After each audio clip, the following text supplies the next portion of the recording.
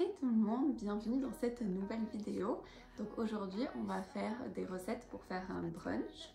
Alors mon idée de base c'était simplement de trouver des idées recettes de petit déjeuner. Sauf que comme j'aime le sucré ou le salé pour le petit déjeuner, je me suis retrouvée avec, quand j'ai écrit toutes mes idées, l'ensemble avec le sucré, le salé, etc. Ça avait quand même vachement l'air d'un brunch.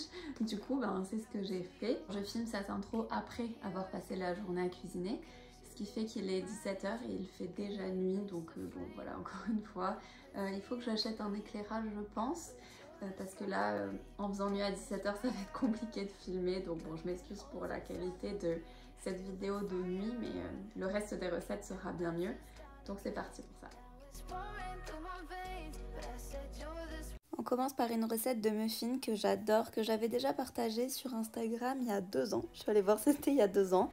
Donc là, je l'ai un tout petit peu adapté, c'est un tout petit peu différent, mais ça reste la même base. Alors, on écrase des bananes, 2 ou 3 en fonction de la taille. Les miens étaient plutôt petites, donc j'en ai mis 3. Ensuite, on met un œuf, de l'huile, toutes les quantités sont en barre d'infos. On met aussi du lait, donc moi j'utilise du lait de soja, vous pouvez utiliser le lait que vous voulez. Et donc ça, c'est pour la partie liquide, on va dire. Donc on mélange tout ça et on le laisse de côté. Ensuite, les ingrédients secs, donc farine, sucre de fleur de coco, vous pouvez mettre le sucre que vous voulez. Ah oui, j'avais oublié l'extrait de vanille dans la première partie. Donc sinon, ouais, farine, sucre de coco, levure, et voilà.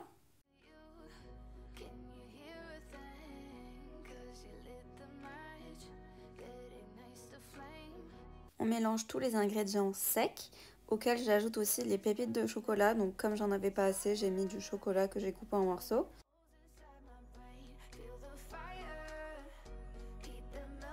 Une fois nos 2 préparations prêtes, on les réunit et on mélange histoire de avoir quelque chose de homogène mais pas trop mixé non plus.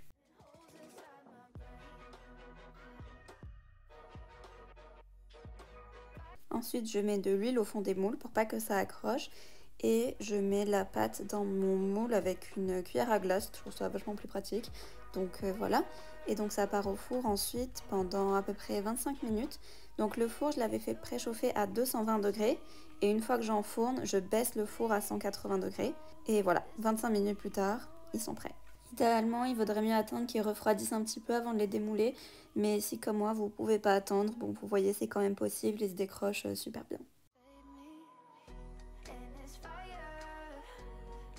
Regardez-moi ces merveilles, hyper moelleux, franchement, c'est vraiment très très bon.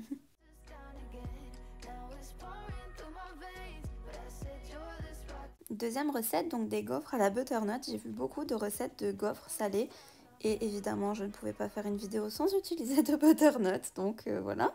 Donc comme il faut de la butternut en purée, le moyen le plus simple, vous les coupez, j'ai enlevé très légèrement la peau et ensuite je mets un fond d'eau et au micro-ondes tout simplement.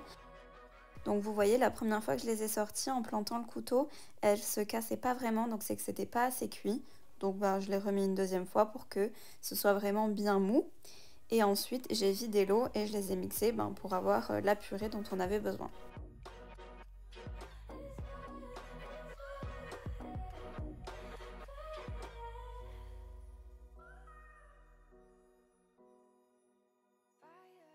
Et ensuite, donc, je continue la préparation de la pâte pour les gaufres. Donc avec de la farine, du sel, de la levure, de l'œuf et du lait et un peu d'huile aussi.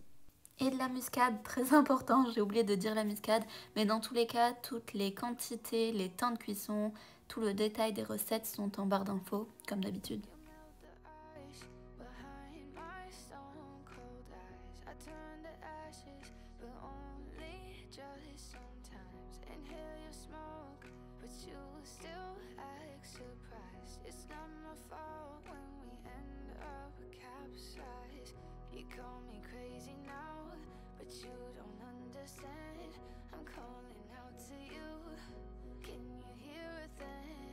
On mélange bien pour avoir de quelque chose de bien lisse et ensuite j'ajoute ma purée de butternut et voilà, la pâte est prête pour la cuisson.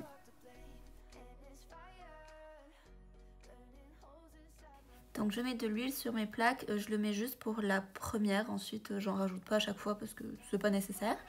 Et donc je verse 3 cuillères à soupe pour chaque gaufre. Et puis j'ai laissé cuire environ 3 minutes. Donc la première fois j'avais mis peut-être 2 minutes mais c'était pas assez cuit à l'intérieur. L'extérieur l'était mais pas assez à l'intérieur. Donc vraiment 3 minutes sont nécessaires en tout cas sur un appareil comme le mien. Ensuite pour la petite tartinade à la feta, rien de plus simple, j'ai juste mis le bloc de feta dans le plat. J'ai pris du thym, vous pouvez prendre du romarin. Et puis ensuite j'ai mis un filet de miel, un bon filet de miel dessus. Et je l'ai laissé au four jusqu'à ce que la feta soit cuite, elle va ramollir, vous allez voir. Et donc une fois sortie du four, je peux l'écraser, j'enlève les branches de thym. Et puis je l'écrase en gardant ça bien chaud parce qu'en refroidissant après ça reprend sa texture plus solide. Donc c'est beaucoup plus facile à écraser et étaler quand c'est encore bien chaud. Ce sont deux idées recettes que j'avais vues séparément et le combo des deux c'était vachement bon.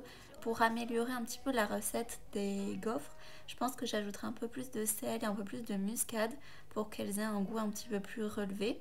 Mais sinon avec la feta, miel et thym c'était super bon. Alors pour cette première recette, j'ai voulu faire quelque chose qui change de l'avocado toast qu'on voit absolument partout. Donc j'ai fait un houmous de petits pois. J'utilise les petits pois surgelés qui ont une bien meilleure qualité nutritionnelle qu'en conserve. Des épices évidemment. Et donc les pois chiches du houmous apporteront bien plus de protéines que l'avocat, donc c'est une très bonne alternative. Et comme d'hab, Mrs Catastrophe, je peux pas cuisiner une seule fois sans rien casser, donc voilà. Pour mes toasts, ce que je fais, c'est que je congèle du pain tranché. Comme ça, ensuite, je sors seulement les tranches dont j'ai besoin. Et soit je les laisse décongeler, soit je les mets dans le grille-pain et puis c'est parfait.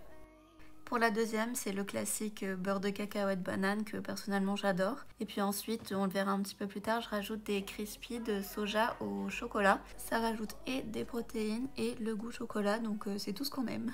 Et donc le dernier toast, le classique salé, selon moi, fromage frais, saumon fumé et ciboulette. Voilà, rien de très compliqué, mais franchement, l'incontournable du brunch pour moi.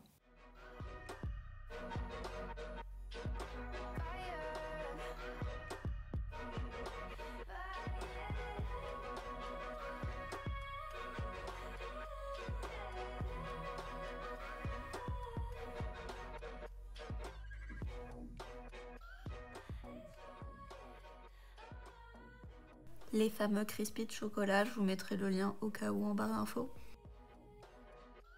Et du coup voilà notre houmous de petits pois de tout à l'heure que j'avais laissé en attendant au frigo avec un œuf poché. Alors j'ai pas pu vous filmer la technique pour l'œuf poché tout simplement parce qu'on voyait rien avec la buée. Mais si j'essaie de vous expliquer, en fait il faut faire un tourbillon dans votre casserole d'eau. Donc l'eau doit être frémissante, pas bouillante. Ensuite on casse l'œuf dans un récipient d'abord à part en gardant que la partie du blanc d'œuf qui entoure le jaune et vous jetez la partie du blanc d'œuf qui est la plus liquide. Et ensuite donc vous versez ce que vous avez gardé dans votre récipient dans le tourbillon en essayant de conserver le tourbillon pendant que l'œuf cuit. Et puis pour finir avec le sucré, donc je me suis fait un petit bol de fromage blanc avec du kiwi. C'était un kiwi jaune. Et de nouveau mes crispies de soja. J'aime bien les mettre dans mes préparations comme ça avec du fromage blanc parce que ça rajoute beaucoup de protéines. C'est vraiment hyper concentré en protéines. Donc une toute petite poignée, ça fait un bon complément en protéines sur un fromage blanc qui en manquerait. Vous voyez, si vous mangez que le fromage blanc avec le kiwi, les petits crispies vont bien compléter l'apport en protéines dont on a besoin le matin. Et puis voilà, arrive enfin le moment le plus satisfaisant. Coupez l'œuf pour voir si le jaune est bien coulant. Et voilà, donc bon, c'est tout pour cette semaine. Enfin, c'est tout. C'était quand même beaucoup de préparation. J'espère que la vidéo vous a plu. Si c'est le cas, n'hésitez pas à me laisser un petit commentaire, à liker, etc. Et puis on se retrouve la semaine prochaine. Bye!